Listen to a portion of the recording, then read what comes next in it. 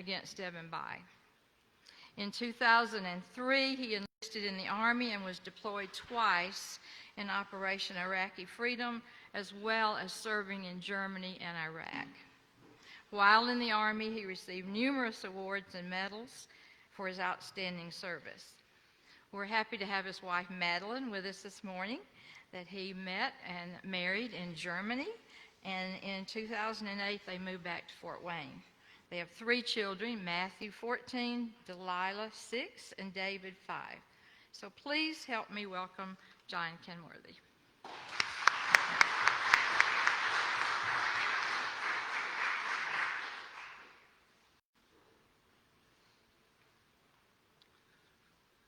Thank you, everybody. Can everybody hear me okay? We good in the back? Outstanding. It's a pleasure to be here this beautiful day. Thanks for taking some time away from the lake during summer. I know that's a hard ask for many of you, especially with them being so close up here. Sharon told me we had 20, 30 minutes total, including questions. Okay. So first, I just wanted to go over, give you guys a little bit more about my background. A lot of you heard me speak at the Lincoln Day, or maybe have seen my posts on Facebook or visited my website, but that doesn't really tell the whole story. So I sort of wanted to give you a background of where I come from and why I think I'm the right person for the job. And then I want to give everybody plenty of time for any questions. So first, like she said, I was born in Fort Wayne, raised there on the southeast side of town. Not the best area of town anymore, unfortunately, especially after Harvester closed. But my parents made it work. Graduated from Concordia, grew up in the Lutheran Church. Also went to a home church.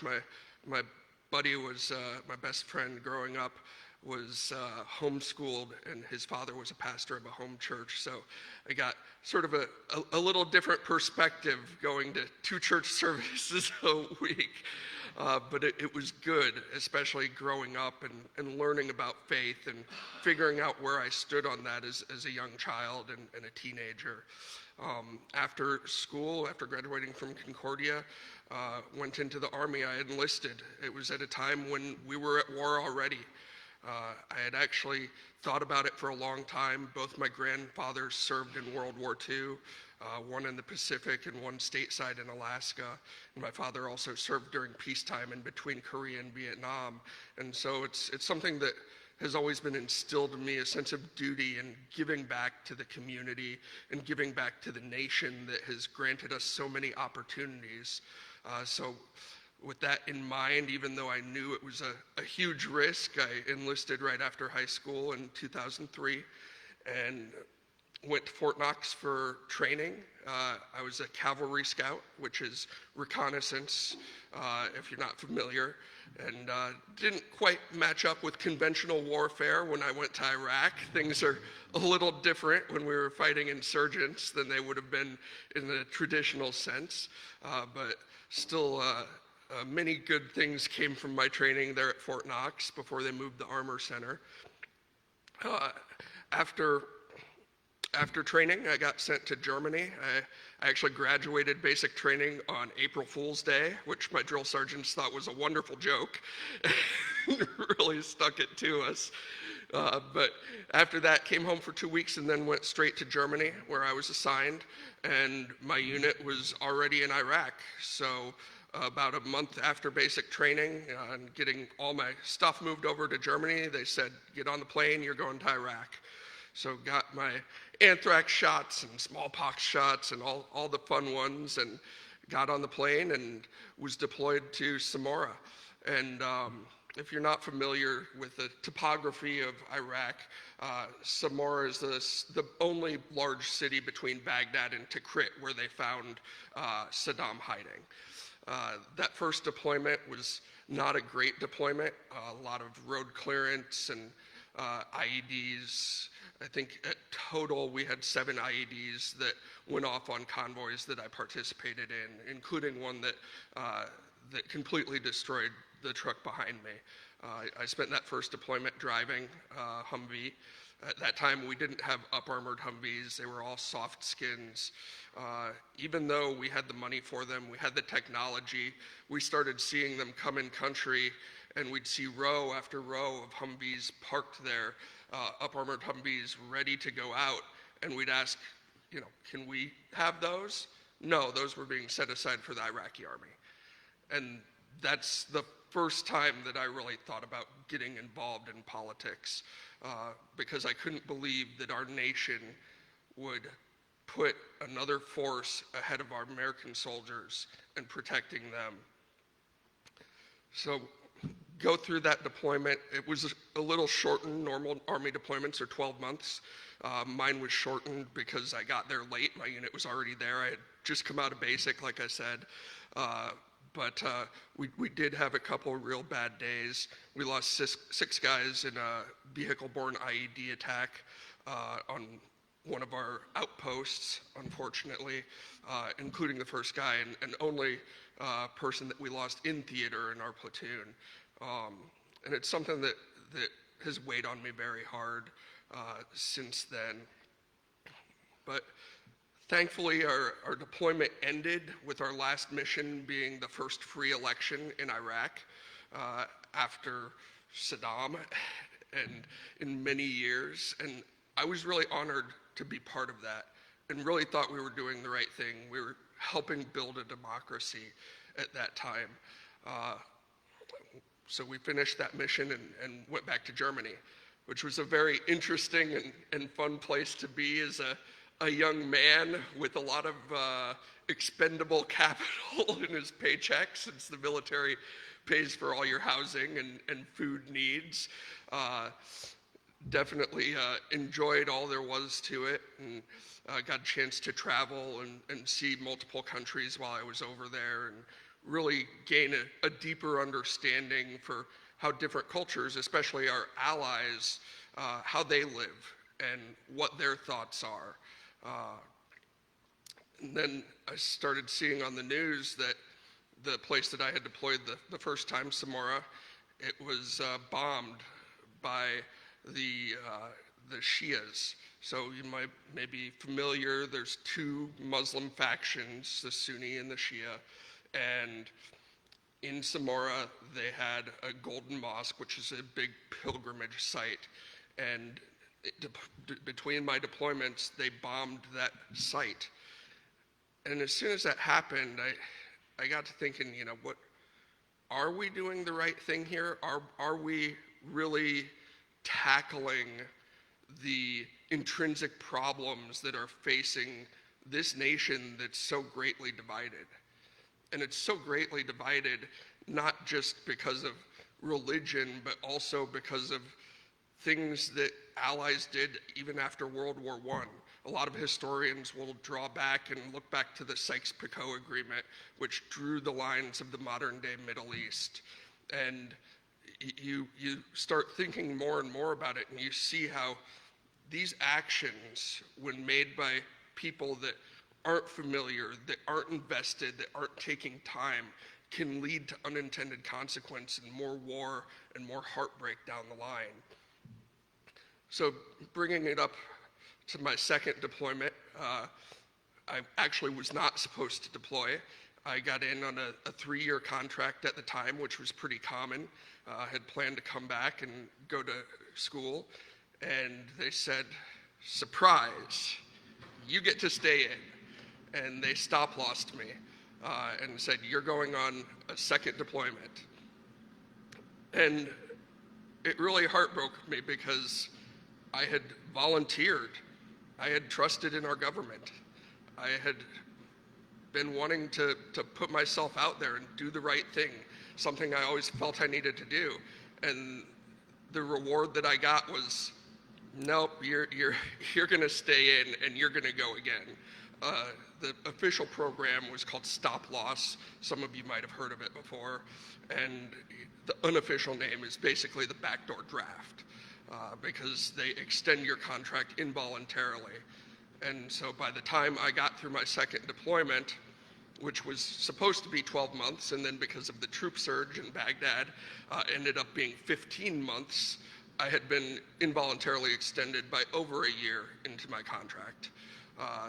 One time I walked into the chow hall in Baghdad, and we got to go to the Green Zone, which is the place with all the generals and State Department and all that. And it was just a one-off mission, and we went into the chow hall, and they had some private contractors doing security on the chow hall. And they didn't want to let me in because my ID card was expired for over a year. Because they said, well, why is your ID card expired? Because I'm not supposed to be here. It's pretty simple.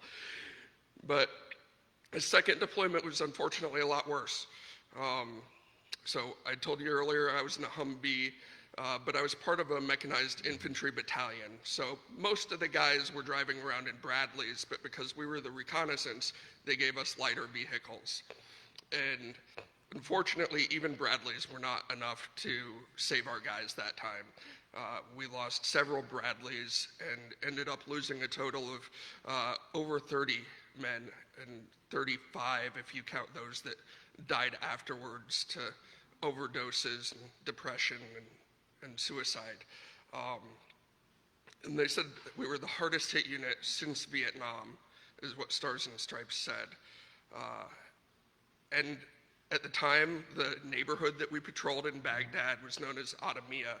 It's where Saddam lived and the Ba'athist Party lived. And it was right next to a neighborhood you probably have heard of, which was Sadr City, where the Shia Muslim clerics lived.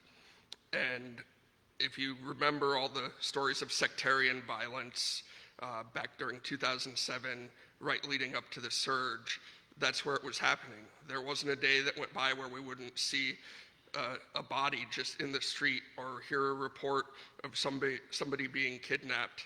And I thought, we're doing this surge, great. We're gonna get more people in here. It's gonna be John Wayne style, house by house, row by row.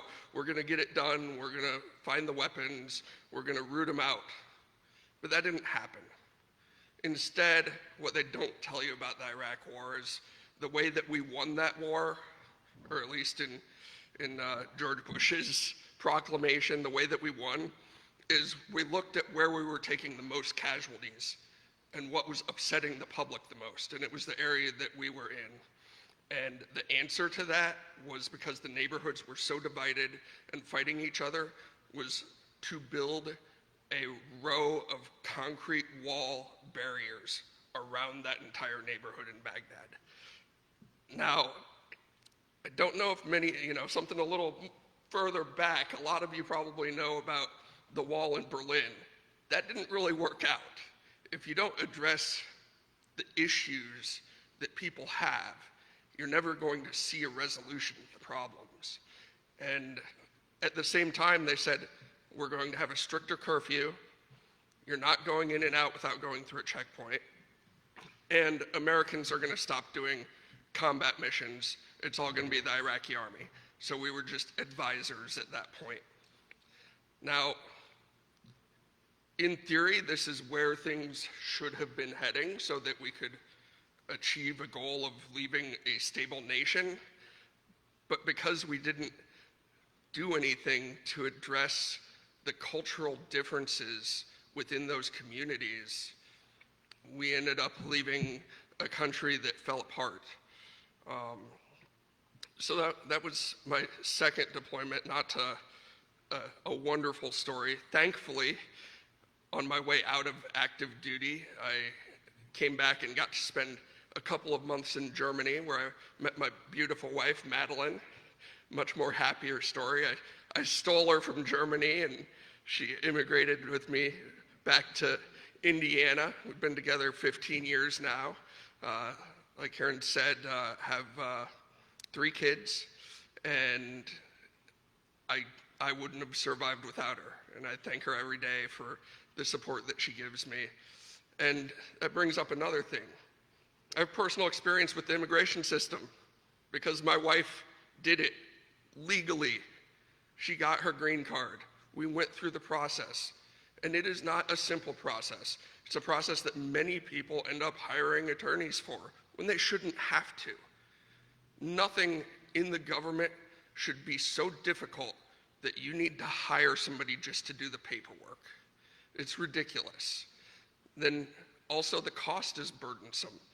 At the time, I had just come out of the Army. I'd basically quit my job, and they wanted $2,000 for my wife, not somebody coming here on the lottery system, but for my spouse to come into the country, plus another $400 for a medical exam from a doctor they picked and all the paperwork that went with it.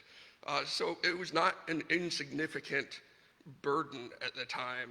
And I think that we need to be making the immigration system easier for those that want to come here correctly. My wife started out speaking a little English. Now she's very fluent in English, probably better at speaking than me most of the time.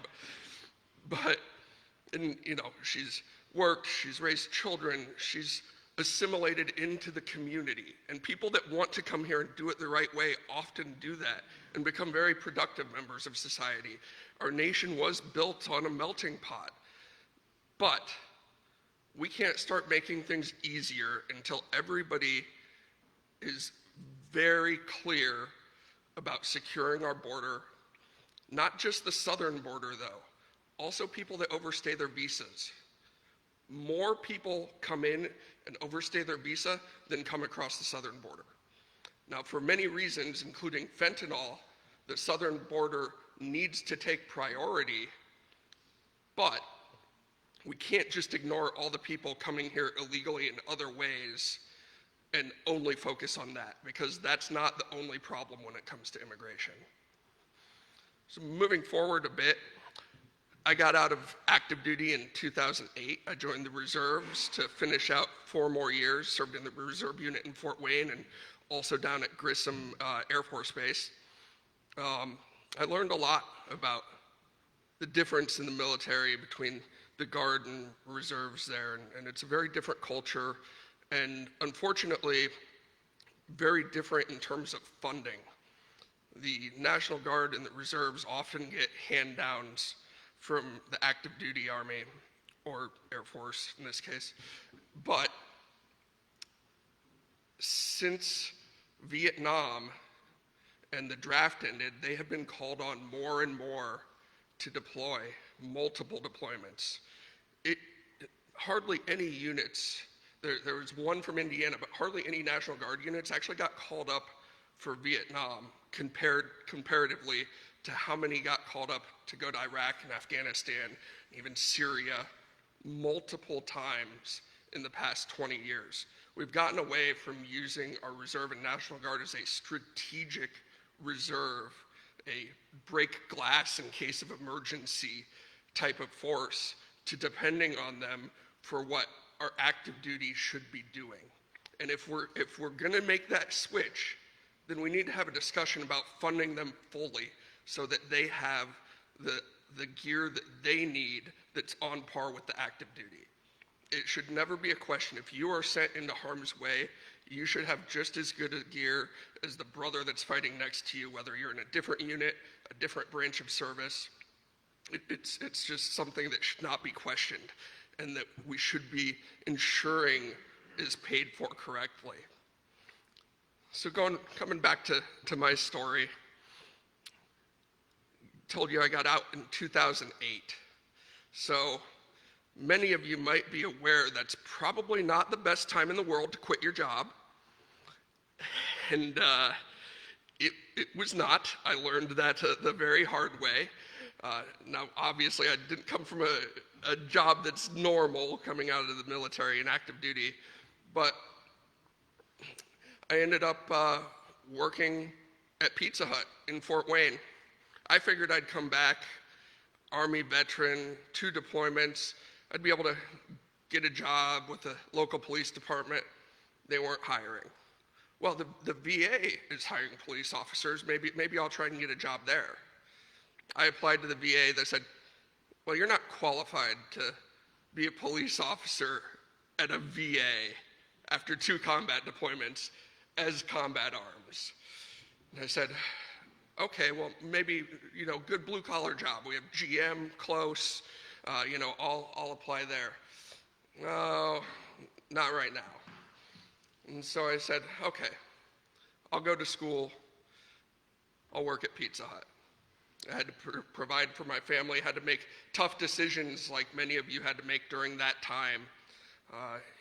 We already had one child on the way, and unfortunately, you might have heard there's a large age gap in our children, and part of that is because of the struggles that we've had to go through financially, struggles that I'm sure many of you have, because we didn't feel comfortable having another child and not being able to support them correctly. We didn't want to be a burden on society. So I'm working at Pizza Hut, and I'm going to college, and I'm still in the reserves at this time. I power through college. I complete my 4-year degrees in 2.5 years, taking every semester. One semester I took 20 credit hours and tested out of 2 classes with CLEP tests. And finally got to the finish line and figured out, I went to school for political science because I wanted to learn more about the war that I was part of and what led us into it. And I did learn a lot about it. And I learned how to talk about it and talk about foreign policy and understand the factors that went into the war. But I didn't realize that there's just not a lot of jobs in political science in Northeast Indiana unless you want to get involved in local politics. And I have the utmost respect for our folks that work in local politics. They make our country run. But it wasn't what my experience was in, and it wasn't what my passion was in, which was for the federal level, for our military, for our troops, for our veterans, and making sure that our local elected officials and local businesses have the freedom and autonomy and support to do the best that they can. So after a couple of years of trying to find a job, both being a veteran, being somebody with a degree, and still getting told, well, you're overqualified or you're underqualified, or we just don't have anything like that around here, I was getting pretty frustrated. Like I'm sure a lot of you have gotten in different times on your life's journey.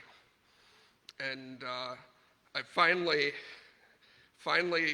earned up enough seniority in Pizza Hut to get a vacation. And so we had a week of vacation, and my wife and I went out to Washington, D.C. I hadn't been to Arlington since I had deployed. And so we went out there, and I got to visit with some of my guys there. And as I stood there in front of the grave of Ross McGinnis, who lost his life jumping on a grenade and saving 4 people in his truck, earning him the Medal of Honor, I knew that I needed to do more with my life. I couldn't just stagnate. I couldn't just sit there and accept things. And we got back from that vacation, and I quit my job on the spot and started applying for every internship that I could out in Washington. I didn't really want to move to Washington, but I knew that if I was going to get somewhere and do something effective for what I'm passionate about, I need to make a change.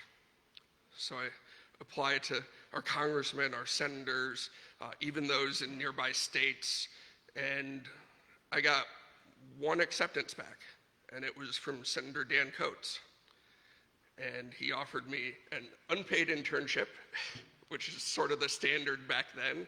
It's changed a lot now. I think some are still unpaid, but an unpaid internship. And I'm thinking, how am I going to make this work? We have a mortgage, a house in Fort Wayne. My son's still in school. But I knew that if I was really going to do this and do what I was passionate about, that I needed to go for it. So we pulled the money together and got a loan from the bank of mom and dad, and were able to go out there.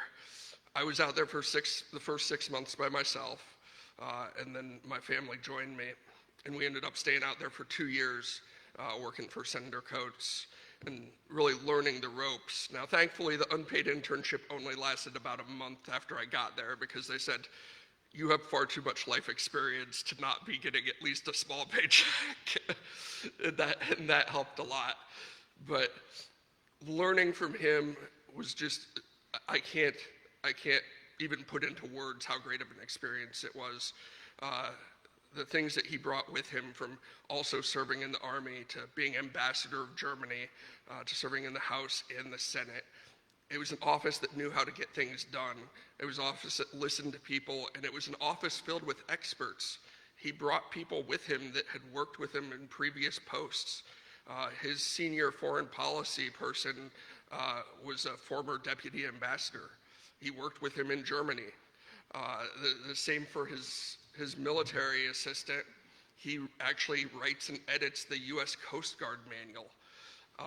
So it was just an office full of people for me to suck in knowledge and really learn what I was doing to try and get to that point where I could make a difference. So fortunately for him, he moved on to bigger and better things as the National Director of Intelligence. However, that meant that my job as his Senate staffer was coming to an end.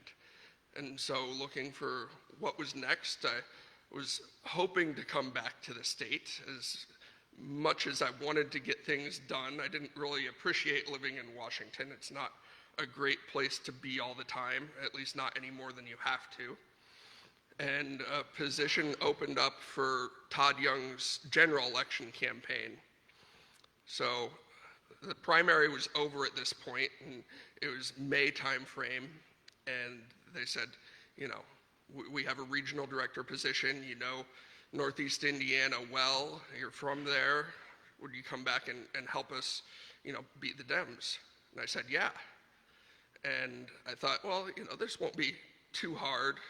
Pretty much unknown opponent from southern Indiana, you know, Barron Hill, and then he drops out and Evan Bayh gets in. And things escalated very quickly. They said that's one of the campaigns with the most money ever spent on it in Indiana. Tons of money pouring in from PACs and NRSC to try and make sure that Evan Bayh didn't come back. Now, like many of you, there's some qualms that I have with my former boss, but I'm still glad that we got him over Evan Bayh. And the fact that we had the votes to put those Supreme Court justices in were because of that election. So spent 6 months doing that, and then thought, you know, I don't really want to go back to Washington already. Maybe I'll do the private sector for a little bit, see what happens. So I got a job at Lincoln Financial Group in Fort Wayne, working with annuities, retirement accounts, 401ks, became a FINRA registered rep. And it really opened my eyes. I'd always had a passion for folks that were older, both helping take care of my grandparents before they passed away, but also my dad is now 81. I was sort of the surprise child, so it had always been something important to me, but working at Lincoln and seeing how dependent these folks are on a limited income is really eye-opening. And unfortunately, seeing at times them being taken advantage of. We saw many scams, and unfortunately some of the scams came from people that were supposed to be providing them services, charging ridiculous amounts for service. And it broke my heart because as a provider of financial products, I wasn't allowed to point these things out to them. And at some point, I just said, I couldn't do this anymore because it just didn't feel right. And so the opportunity came up to work for Senator Braun, and I jumped on it immediately. I started with him the day that he got sworn in back in 2019 and worked for him for a little over 4 years. During that time, I spent the whole time as his military legislative assistant. So That meant that I was his senior advisor on the military, foreign affairs, veterans affairs, and that eventually also expanded to NASA and tribal affairs. And it was a great time. Senator Braun has gotten a lot done. He complains about Washington, and rightfully so, and I know he's frustrated with it, and I'm glad that he's running for governor and coming back to the state, but he worked hard to get things done, even when we were in the minority. And I was honored to have a chance to work with him and through his office and with his authority, visiting all the bases in Indiana, visiting the 122nd, visiting all the National Guard bases, visiting Grissom, Crane. Now, these aren't things that are directly important to the 3rd District, but they're important to our national defense and to Indiana as a whole, because we all benefit from the tax dollars that are brought in from those defense contracts and those missions that are served by other Hoosiers. We also got a chance to do some good oversight over the VA. It's a little bit of schadenfreude, but I was actually very pleased that we were able to get 3 people fired from the VA. It only took us 2.5 years, which is pretty ridiculous, and considering they were responsible for the death of somebody is even more ridiculous. But we didn't give up. We kept pushing. We got 2 OIG reports done on a vet center facility, and the director ended up getting relieved, and then the regional director and regional deputy director ended up getting relieved for whistleblower retaliation. And I was able to keep pushing about that because I knew about it. Because when Senator Braun hired me, I said, the Pentagon, the VA, they're going to tell me the same thing whether I'm sitting in your office in Washington, D.C., or I'm here in the state. And I asked him, let me stay in the state. I'll come out to Washington as many times as you need, but for the majority of the time, I want to be in the state. I want to have my boots on the ground. I want to see what's going on, where the problems are, to find problems and address them, and see what people care about. And he agreed, and it worked out very well. And when we discovered that problem with the vet center, the VA said, well, we'll send a board there to investigate it. And they were doing their interviews, sort of like a deposition, and one of the whistleblowers called me and said, you know, it feels like we're sort of getting railroaded here. They're not really asking us about the incidents. They're just focusing on privacy releases and administrative stuff. And they're telling us not to talk to our congressman anymore, not to talk to our senator anymore. So they were also working at that time with Jackie Walorski's office, who we dearly miss, and I think it's very fitting that the VA clinic up there got named after her. But I heard that, and I said, you know, that's not okay. And I knew that the depositions were going to be going on a couple days, and so the next day, I drove to the vet center, and I showed up while they were doing the interviews, and I asked them point blank, what are you doing? Why are you illegally telling these people they cannot talk to Congress? Why are you not following your own regulations? Why are you not investigating every side of this issue that's been reported by 5 whistleblowers? You might not be familiar, vet centers only usually have 10 people or so working there. So about half the staff reported this director for this malfeasance. And they were just shocked. They were so shocked, in fact, that they tried to pull a stunt that they unfortunately pull on many of our veterans. And they said, well, we weren't sure if you were just unhinged. You could have been an active shooter coming into this place unannounced. And I know I'm a big guy, but I'm pretty unassuming, and I was wearing similar attire, except I think I had a tie on that day. I wasn't yelling at anybody. I was forceful, but that's because sometimes that's what we need. Sometimes we need to go in person and have those tough conversations and make those people understand that we are watching and what they're doing isn't okay. And that's the kind of leadership you can expect out of me.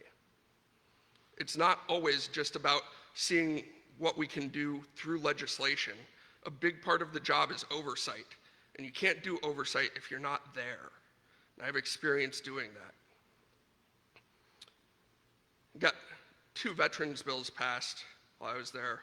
One addressing the opioid crisis by authorizing opioid collection points at all the Veterans Affairs hospitals. We then partnered the next year with Senator Kennedy's office to expand the access to those locations to the whole public. I was very proud of that.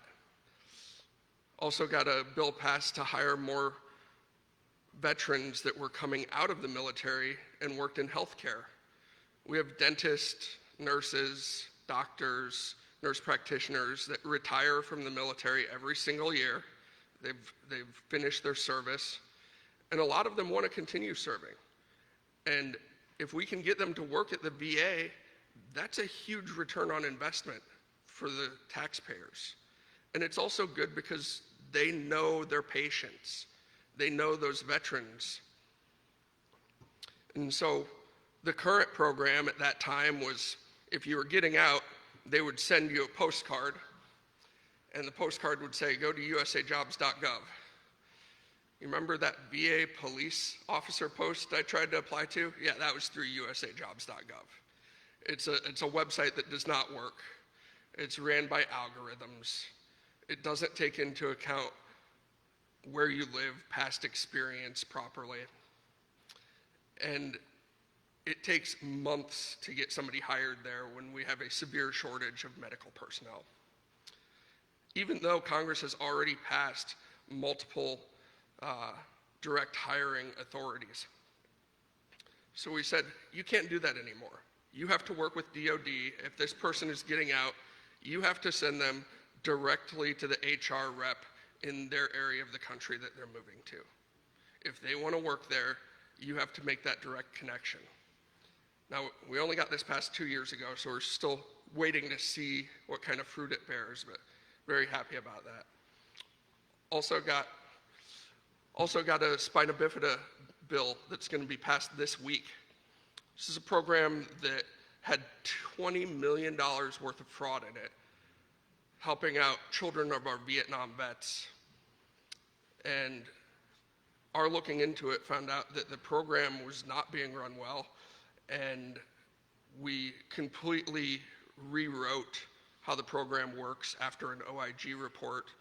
And the VA said they'd change it after the OIG report, and then a year and a half later we found out they still hadn't changed anything. And so we codified that, and it's passed the Senate, and looking forward to seeing that pass on Hotline this week. So that's my background in a nutshell. I had to leave Senator Braun's office to pursue this candidacy. Senate staffers, because of ethics committee, are not allowed to fundraise, and if you can't fundraise, you don't have a candidacy. So it's not something that I took lightly. It's something that I'm very serious about and that I really have skin in the game for. So I probably went over, I'm getting motions, but it's a long story. Character is important, experience is important, and that's what I bring to the table. So without further ado, I will hand it back over, or if there's any questions, I don't know what the plans are here. Well, thank you, John. You're going to be around for a few minutes, so if you, in the essence of time, if you have a question, just see him afterwards. So thank you very much.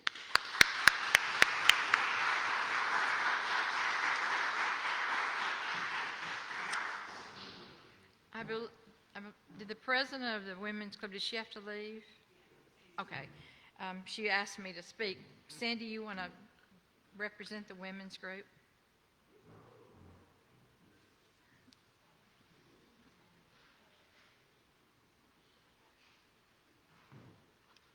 Okay, good morning. First of all, we're going to have our women's June Social. It'll be on June the 14th at Glendarren from 5:30 to 7, and it's for men and women, anybody that wants to attend. Our last one was our biggest one that we've had, and it was a lot of fun, so we'd like to see you come out for that. Also, on the table, you'll find flyers for the pancake breakfast on June the 24th from 8 to 11 at the Pleasant Township Building. The tickets are $10 a piece, and I think Terry has tickets available today if anybody's interested. The Indiana Federation of Republican Women's Conference will be held in Indianapolis August the 18th and 19th, and we were proud to announce that Terry Fugate is our honoree. She'll be honored in Indianapolis.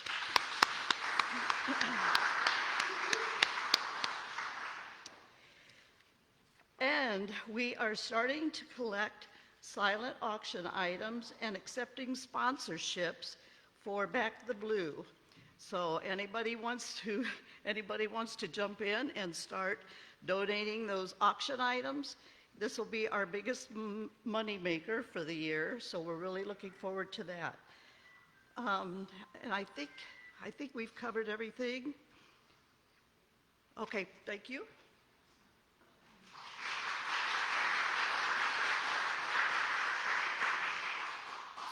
Paulette had to leave. I think her daughter's playing ball this morning. So I just wanted to congratulate all the candidates that were in the election, the municipal election. I know I saw Randy here. Didn't see anybody else, but congratulations on those.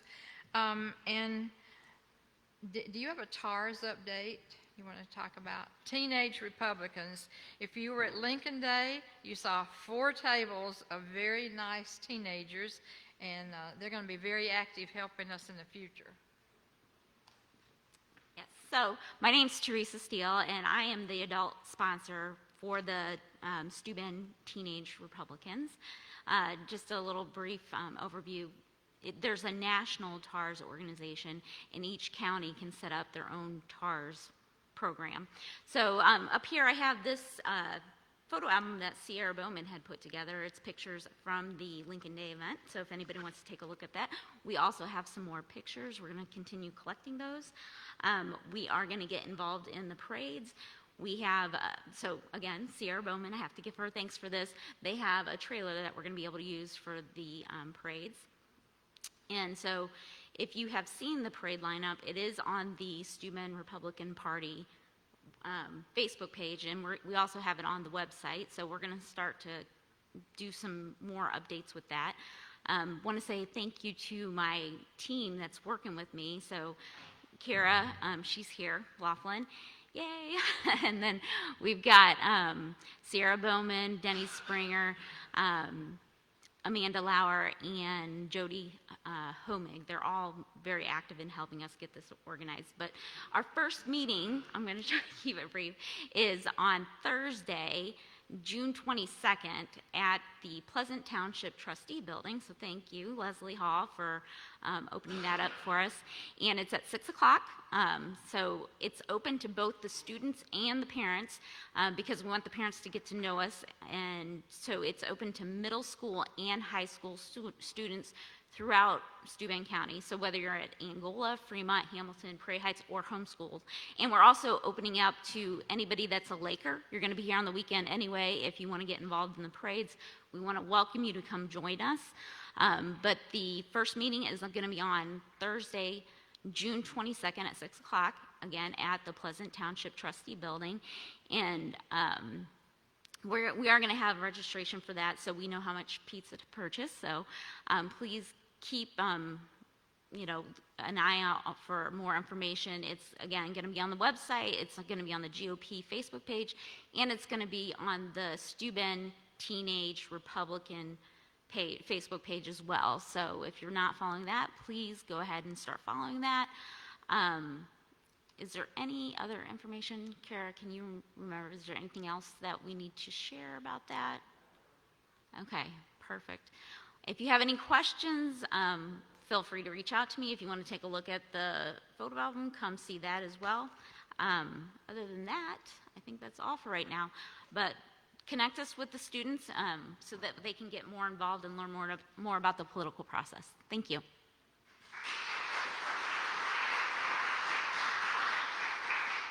That group is the future of our party. So if you were seeing those kids there, that was really great. Thank you. The women's group and the TARS group, we're going to all have to step up because they are really active.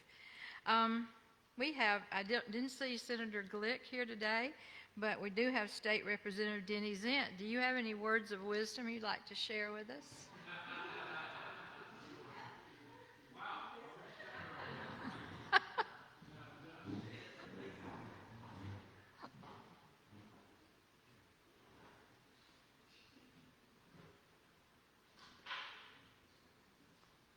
Thank you, Karen. The Lincoln Day went terrifically. I thought it was very good. The TARs were exciting. It was an evening full of information. I'll make this quick. State House report is we again have a balanced budget with a surplus. We have reduced taxes on Hoosiers by 15% over the last few years. If you think about it, a few years ago our state income tax level was 3.4. It's going to drop 2.9. Thank you, Senator Zay, for your leadership on the Senate side. We have increased funding for K through 12 by over 10% for the next couple of years. There's never enough, but we have. Also, everybody's probably noticed their home is worth a lot more. That also brings with it an assessed value and an increase in your taxes, which isn't a really good idea for most of us. We have, through the next few years, increased the homestead exemption to try to offset that. That's done at the state level. One thing I want to make perfectly clear is that the state does not collect the taxes on local properties. That all stays locally. So when you pay in your taxes on your home, etc., that stays locally. We don't collect that money. Everybody thinks that we give all that money and parcel it back. It pays for your police protection, your fire protection, all your local government. So that money does stay locally. We also invested a lot of money in health care, which we need. We're going to suffer from the ramifications of COVID and mental health and all kinds of health issues for years to come. So we've invested a lot of money in that. And that being said, it's 9 o'clock, so I think I'll finish there. Thank you.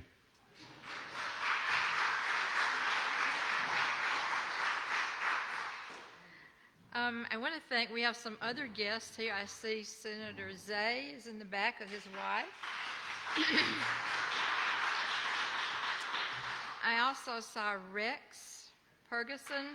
He's with Wendy Davis's campaign. Am I missing anybody else? I also want to thank our elected officials for being here, our county council and our commissioners. I see 2 of the 3 of them. I see several council people here. I always feel good when I see the sheriff comes in. I feel a lot safer. I just want to thank you again for Lincoln Day. We had 270 people there. It was a great evening. It was so much fun. My committee was wonderful to work with, and it was just a fun evening. So let's make it even bigger next year. This is our last breakfast until September. 3 weeks from today is the first parade, and it is the Fremont Music Fest. And they're up here. I have some copies of the parades that you can pick up if you like. We will have GOP in all the parades. He's resting right now out beside our house. He's quite a conversation piece.